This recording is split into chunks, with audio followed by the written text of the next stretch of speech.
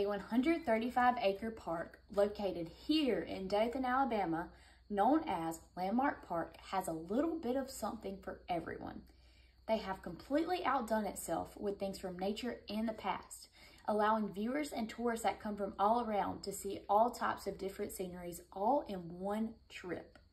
One specific thing about this park that's hit so close to home for me would be the old brown schoolhouse that they have incorporated into their viewings. If you look above me and all around me, you will notice many things from the old brown community that I have here with me today, considering this is my family and this is where I am from.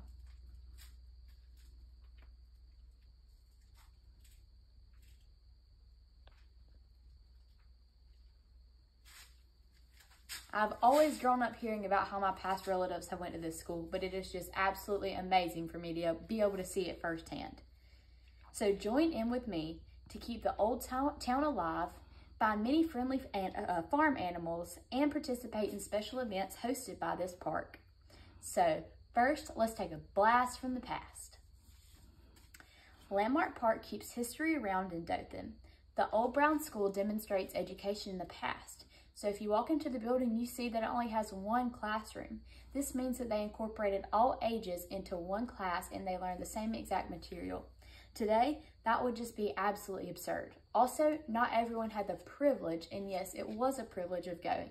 I know sometimes today, people might not think it's a privilege to go to school, but it most certainly is and was.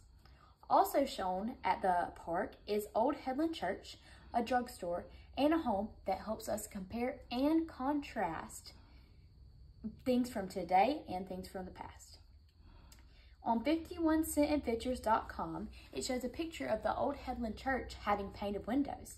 This compares a lot to today because if you go to church structures, a lot of the windows have beautiful paintings and different colors incorporated with them, just like back then.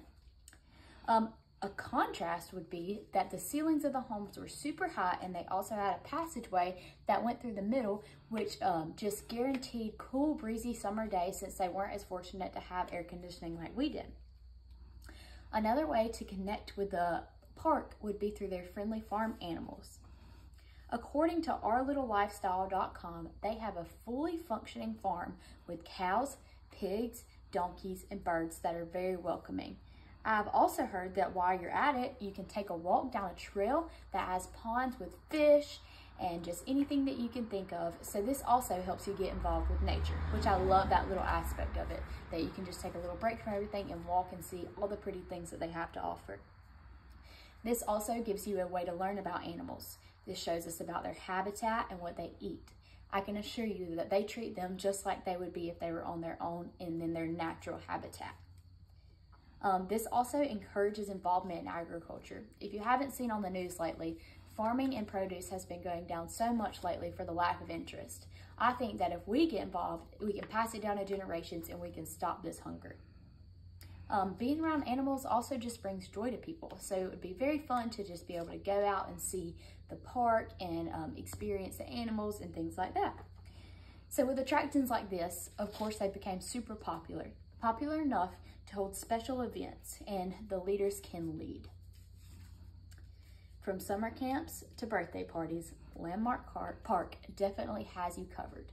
They have an activity barn, which is very big. I've actually been to 2 proms there myself and a couple weddings. They incorporate the outdoors with the farm as well. They have 2 really big sliding doors on each side, so you still feel like you're outside, even being inside and in cover. You can find more details about how to book this activity barn at landmarkpark.com. Another thing they like to do is help the younger generation.